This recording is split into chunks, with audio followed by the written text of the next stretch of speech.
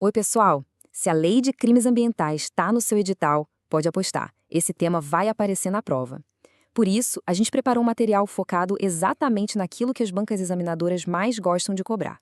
Vamos juntos desvendar os artigos mais importantes para garantir aqueles pontos preciosos. Olha só o nosso roteiro de hoje, são 5 paradas obrigatórias. A gente começa entendendo quem responde pelo crime, depois mergulha nas punições e em como elas são calculadas e, para fechar, vamos analisar um dos crimes mais queridinhos das provas. É um caminho lógico, pensado para fixar o conteúdo de vez. Então vamos lá, começando pelo alicerce de tudo, a responsabilidade. Entender quem pode ser punido por um crime ambiental é, sem dúvida, o primeiro passo para dominar essa lei. E aqui já temos um ponto que derruba muita gente boa: a responsabilidade por omissão. A lei é super clara, não deixa brecha. Um diretor que sabe que tem algo errado acontecendo na empresa e simplesmente não faz nada, bom, ele também responde pelo crime. Fiquem muito atentos a essa regra do artigo 2º, porque ela é questão certa em prova. E atenção máxima aqui, pessoal, porque este ponto é fundamental. A punição da empresa, do CNPJ, não elimina a responsabilidade da pessoa que, digamos, apertou o botão. As duas, pessoa física e jurídica, podem ser punidas ao mesmo tempo pelo mesmo fato. Grave isso. A responsabilidade é cumulativa. Uma não exclui a outra. Ok, a gente já sabe quem pode ser responsabilizado. Mas e aí? Quais são as consequências na prática? Agora, vamos analisar os tipos de penas que a lei prevê para os infratores ambientais. Aqui está uma regra de ouro para concursos. A prisão não é a única e nem sempre é a primeira opção. A lei é inteligente, ela permite que a pena de cadeia seja trocada por uma alternativa. Isso acontece em 2 situações bem específicas. Primeiro, em crimes culposos, ou seja, aqueles sem intenção. E segundo, quando a pena de prisão prevista é menor que 4 anos. E quais são essas alternativas, afinal? O artigo 8º nos dá uma lista fechada. É um prato cheio para questões de múltipla escolha. São 5 tipos e é essencial memorizar cada um deles, porque as bancas adoram tentar confundir, trocando ou adicionando itens que não estão aqui. E por falar em detalhes que as bancas amam, olha só esses números. A prestação pecuniária, que é o pagamento em dinheiro, tem valores bem definidos. Vai de 1 a 360 salários mínimos. Valores exatos como esse são o tipo de informação que tem que estar na ponta da língua no dia da prova. Outra diferenciação clássica que as provas adoram explorar é essa aqui. O prazo da interdição de direitos muda completamente dependendo da intenção do agente. Se houve dolo, ou seja, a intenção de cometer o crime, a punição é de 5 anos. Agora, se foi por culpa, sem querer, o prazo cai para 3 anos. Anote essa diferença, porque ela é importante. Muito bem, já vimos quem responde e quais são as penas. Mas como o juiz decide o tamanho da punição? É isso que a gente vai ver agora. Os critérios para a dosimetria da pena. O artigo 6º mostra que o juiz não decide isso de forma aleatória, não. Ele precisa analisar 3 pilares. Primeiro, a gravidade do dano ambiental. Segundo, se o infrator já tem um histórico negativo na área. E terceiro, no caso específico da multa, qual a situação financeira dele.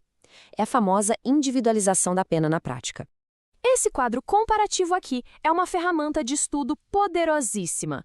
De um lado, o que pode ajudar o réu, as atenuantes, como arrependimento, por exemplo. Do outro, o que complica a situação dele, as agravantes, como a reincidência ou cometer o crime para ganhar dinheiro. Entender essa balança é entender a lógica do juiz na hora de aplicar a pena. E aqui tem um multiplicador poderoso que as bancas simplesmente amam. Se a multa máxima ainda for mixaria, perto do lucro que o infrator teve com o crime, o juiz pode triplicar o valor. O recado da lei é claro: o crime não pode compensar. A punição tem que doer mais no bolso do que a vantagem obtida. Agora, vamos dar um zoom e focar nas empresas. A lei tem um capítulo só para elas, para a punição das pessoas jurídicas, e tem algumas particularidades bem importantes aqui. Para as empresas, o cardápio de penas é um pouco diferente. O artigo 21 prevê 3 modalidades: a multa, que é a mais comum, as penas restritivas de direitos, que a gente já vai detalhar, e a prestação de serviços à comunidade. Percebeu a pegadinha aqui? A lista de penas restritivas para empresas é diferente daquela para pessoas físicas. E faz todo sentido, né? Não dá para falar em recolhimento domiciliar para um CNPJ.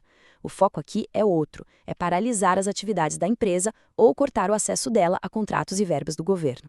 E mais um número crucial para memorizar: Essa punição de proibir a empresa de contratar com o poder público tem um limite máximo, 10 anos. É um prazo bem longo e uma informação valiosíssima para qualquer questão sobre sanções a pessoas jurídicas.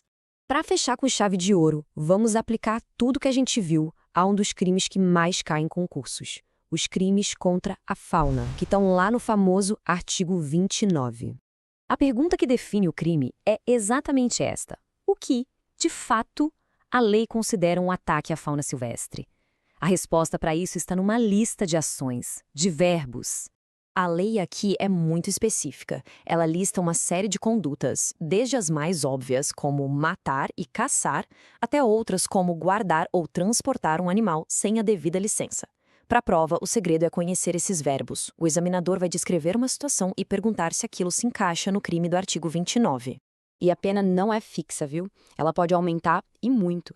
Cometer o crime à noite ou contra uma espécie que está em extinção, por exemplo, já aumenta a pena pela metade. Agora, se for caracterizada a caça profissional, aquela com fins comerciais, a pena pode até triplicar. Resumindo tudo, a grande lição da Lei de Crimes Ambientais para sua prova é esta: ela cria um sistema completo que define quem é responsável, seja pessoa física ou jurídica, mostra quais são as punições possíveis e ainda estabelece como a pena deve ser calculada de forma justa e proporcional. E para refletir um pouco, fica a questão: será que todo esse aparato legal, com suas regras super detalhadas, é realmente eficaz na prática para proteger o meio ambiente como deveria? É uma pergunta que vai além do decoreba e nos faz pensar no impacto real da legislação. Bons estudos e até a próxima!